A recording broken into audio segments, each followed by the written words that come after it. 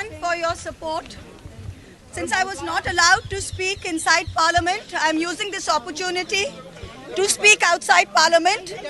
I thank all my colleagues as part of the India Alliance. I thank my party, everybody for standing by me. The 17th Lok Sabha has indeed been historic. It is a house which saw the passage of the Women's Reservation Rescheduling Bill, but it has presided over the most tenacious witch hunt of one of 78 women MPs. A first-timer, a single woman with no political lineage, elected from a far-flung constituency on the Bangladesh border.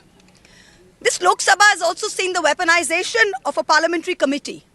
Ironically, the Ethics Committee, which was set up to serve as a moral compass for members. Instead, it has been abused egregiously today to do exactly what it was never meant to do, which is to bulldoze the opposition and become another weapon to tokdo us into submission. This committee and this report has broken every rule in the book. In essence, you are finding me guilty of breaching a code of ethics that does not exist.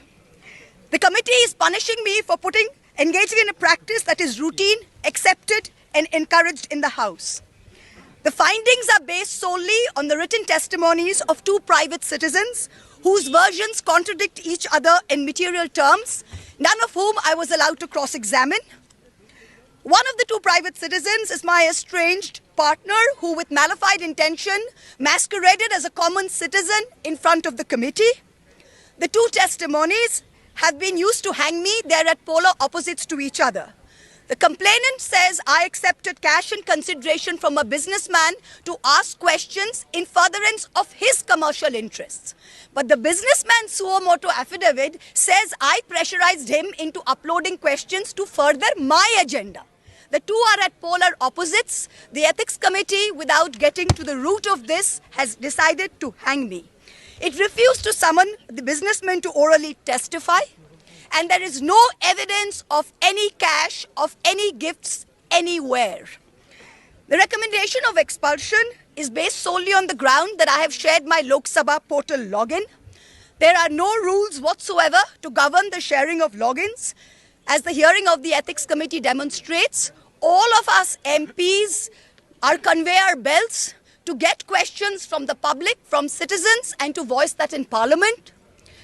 What is important is that if this Modi government thought that by shutting me up, they are going to do away with the Adani issue, let me tell you this, that this kangaroo court has only shown to the all of India that the haste and the abuse of due process you have used demonstrates how important Mr. Adani is to you and to what length you will go to harass a single woman MP into shutting her into submission. Tomorrow the CBI will be sent to my house. I'm sure they will harass me for the next 6 months. But I would like to ask, what about the 13,000 crore coal scam of Mr. Adani that the CBI and the ED have not found place to look at? You tell me I have compromised national security with a login portal? Mr. Adani is buying all our ports, all our airports, and his shareholders are foreign professional investors, and the Ministry of Home Affairs is giving them clearance to buy all our infrastructure. Ramesh Biduri stands up in Parliament and says to Danish Ali, he's one of 26 Muslim MPs, only one of 26. In a country of 200 million Muslims, the BJP has 303 MPs and has not sent one Muslim to Parliament. Ramesh Biduri stood up and told Danish Ali, ye bhadwa, ye katwa, no action has been taken.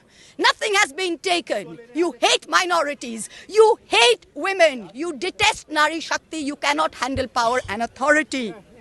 I'm 49 years old. I will fight you for the next 30 years inside Parliament, outside Parliament, in the gutter, on the streets. Adim hanghingstra manobikatar jodi ami keu hoi, shojon harane shoshane toder chita ami tulboi. We will see the end of you. Do not wonder.